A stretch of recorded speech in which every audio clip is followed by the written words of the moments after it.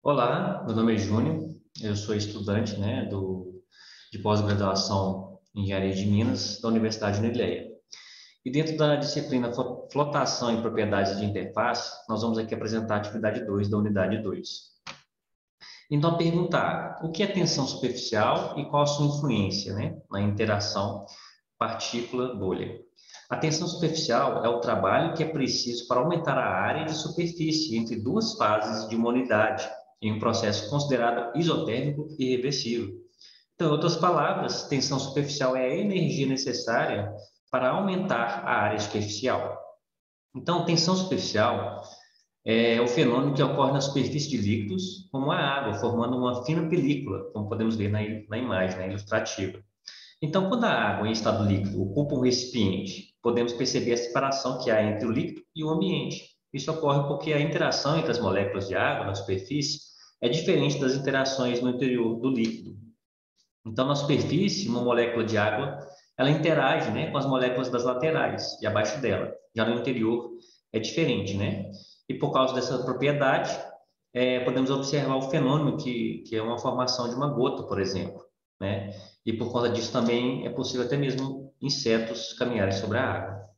Então, diferentes, autores vão explicar a tensão superficial.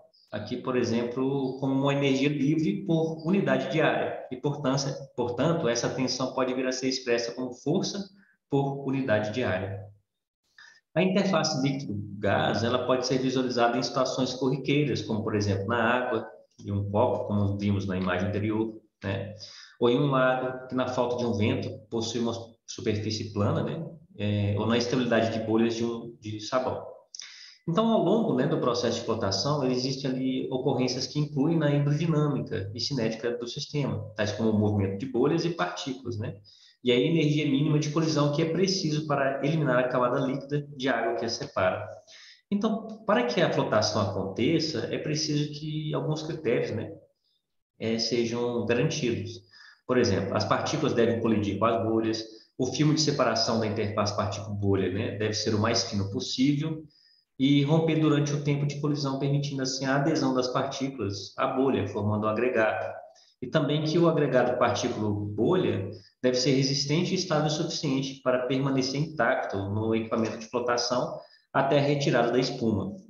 Então, a adesão, da partícula de bolha só é possível graças à hidrofobicidade, ou seja, quanto mais hidrofóbica é uma superfície mineral, maior é a intensidade das forças de adesão, que vão garantir, então, a estabilidade do conjunto bolha-partícula no decorrer do transporte.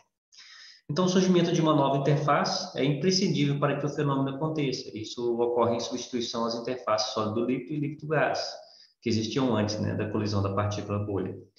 E essa interface nova então, é gerada quando uma película de água que está presente nessa partícula e a bolha é drenada até chegar a uma espessura crítica que possibilite, então, a ruptura da bolha.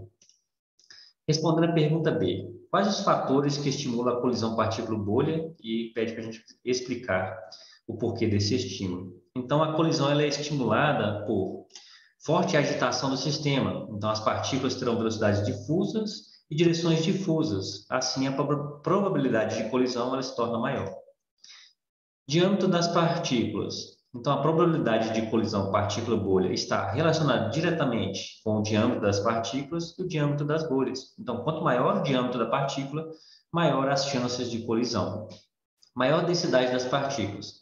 As partículas elas teriam, então, densidades diferentes das dos líquidos e, por conseguinte, também velocidades diferentes das dos líquidos e também, por consequência, diferente das bolhas também. Menor tamanho das bolhas. Considerando a mesma quantia de ar, quanto menor for o tamanho do diâmetro, das bolhas, maior vai ser a superfície de contato, o que vai aumentar, então, as chances também de colisão. Então, esta é a atividade 2. Muito obrigado.